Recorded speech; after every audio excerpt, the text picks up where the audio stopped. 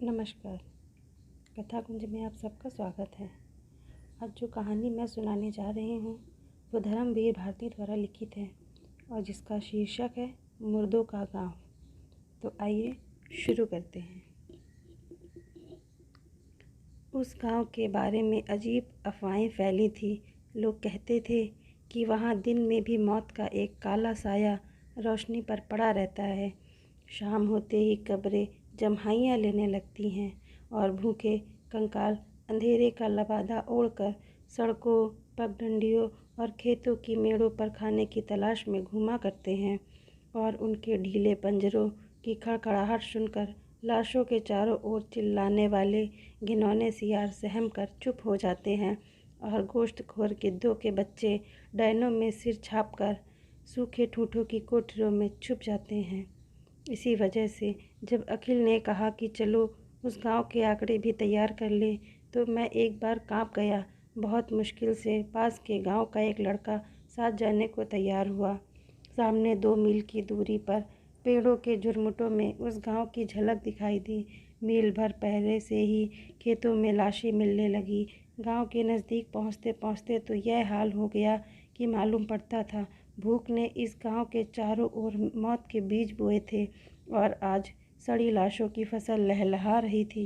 कुत्ते, गिद्ध, सियार और कौवे उस फसल का पूरा फ़ायदा उठा रहे थे। इतने में हवा का एक तेज झोंका आया और बदबू से हम लोगों का सिर घूम गया, मगर फिर जैसे उस दुर्गंध से लदकर हवा के भारी और अधमरे झोंके सूखे बांसों के झुरमुटों में अटक कर रुक गए। सामने मुर्दों के गांव का पहला झोपड़ा दिख पड़ा। 3 ओर की दीवारें गिर गई थी और एक ओर की दीवार के सहारे आधा छप्पर लटक रहा था। दीवार की आड़ में एक कंकाल पड़ा था। साथ वाला लड़का रुका। यह निताई धीवर है। कहाँ? अखिल ने पूछा। वह निताई धीवर सो रहा है। लड़के ने कंकाल की तरफ इशारा किया। वह धीवर था और गांव का सबसे पट्ठा जवान। अकाल पड़ा। भूख से उसकी माँ मर गई। उसके पास खाने को न था। फिर लकड़ी लाकर चिता सजाना तो असंभव था। उसने अपनी नाव बाहर खींची, माँ के शरीर को नाव में रखा, ऊपर से सूखी घास रखी और आग लगा दी। रहा सहा सहारा भी चला गया और एक दिन वह भी यहीं भूखा सो गया। यहीं इसी जगह उसकी माँ ने भी दम तोड़ा था। वह लड़का बोला। हवा का झोंका फिर चला और खोखले बांसों से गुजरती हुई हवा सन्नाटे में फिसल पड़ी। लड़का चीख पड़ा। वह सांस ले रही है। सुना नहीं आपने? कौन? वह जुलाहिन सांस ले रही है। क्या वाहियात बकता है? अखिल ने झुंझला कर डांटा। कौन जुलाहिन? आपको नहीं पता? वह सामने झोपड़ी है ना, उसी में जुलाहे रहते थे। उसमें से 3 भूख से मर गए। रह गए सिर्फ जुलाहा जुलाहिन और उनका करघा। मगर भूख से उनकी नसें इतनी सुस्त थीं कि करघा भी बेकार था। उन्होंने पास के जंगल से जड़ें खोद कर खानी शुरू की। उनके दांत नुकीले हो गए जैसे सिहारों की खीसें। जुलाहा बीमार पड़ गया। जुलाहिन जड़ें खोदने जाती थी। एक दिन जड़ें खोदते वक्त खुरपी उसके कमज़ोर हाथों से फिसल गई और बाएं हाथ की तर्जनी और अंगूठा कटकर गिर गया। जब वह घर पहुंची तो भूखा व बीमार जुलाहा झल्ला उठा और चिल्लाकर बोला, निकल जा मेरे घर से, अब तू बेकार है, न करघा चला सकती है न जड़ें खोद सकती है। तब से जुलाहिन का पता नहीं, मगर कुछ लोगों का कहना है कि वह भूत बनकर गांव की कब्रों के पास घूमा करती है। वह अभी भी सांस ले रही थी। सुना नहीं आपने? अखिल ने मेरी ओर देखा और मैंने अखिल की ओर। हम दोनों आगे बढ़े और जुलाहों के झोपड़े में घुसे। लड़का ठिठका, मगर हिम्मत दिलाने पर वह भी आगे बढ़ा। हम लोग अंदर गए। लड़के ने अंदर से किवाड़ बंद कर लिए और हम लोगों से सटकर खड़ा हो गया। वह डर से कांप रहा था। सामने आंगन में 3 कब्रें आसपास खुदी हुई थी। बीच की कब्र में एक बड़ा सा छेद था। उसमें से एक बिच्छू निकला और हम लोगों को डरावनी निगाहों से पल भर देखकर सिर झटका और फिर कब्र में घुस गया। आंगन में किसी मुर्दे के सड़ने की तेज बदबू फैल रही थी। अखिल ने अपना कैमरा संभाला और फ़ोटो लेने की तैयारी की। इतने में पीछे की किवाड़ खड़क उठे। मेरे रोंगटे खड़े हो गए। अखिल बोला, कोई सियार होगा।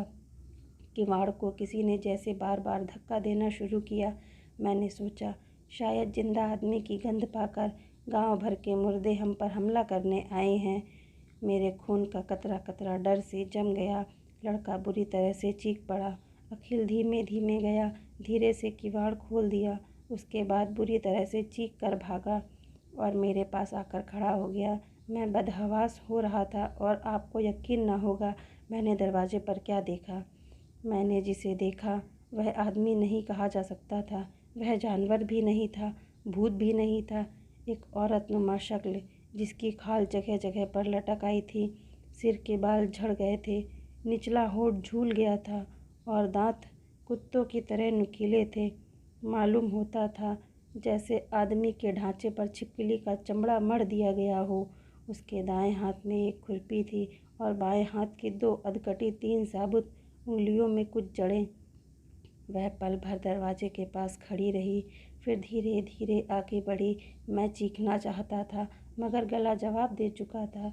वह हमारे बिल्कुल पास आकर खड़ी हो गई, जड़ें ज़मीन पर रख दी और अपने 3 उंगलियों वाले हाथ को मुंह के पास ले जाकर कुछ खाने का इशारा किया।